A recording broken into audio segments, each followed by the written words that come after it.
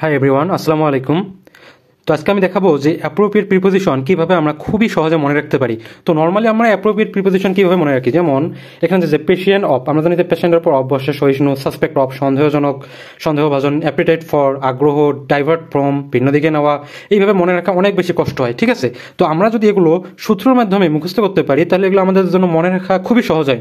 তো আজকে আমি কয়েকটি সূত্রের মাধ্যমে আপনাদেরকে দেখাবো যে কীভাবে খুব সহজে, একদম পানির মতো সহজে আমরা অ্যাপ্রোপ্রিয়েট প্রিপোজিশন মনে রাখতে পারি। তো চলুন শুরু করা যাক।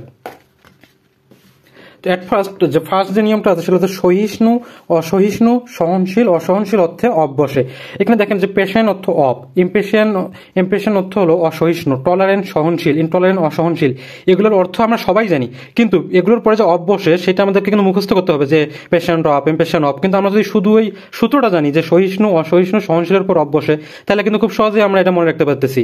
তারপরে সূত্র নম্বর 2 তে যদি আমরা আসি, এখানে আমরা দেখতে পাবো যে অপরাধ বা বিচার প্রক্রিয়ার সবগুলো ধাপেই অফ বসে, ঠিক আছে।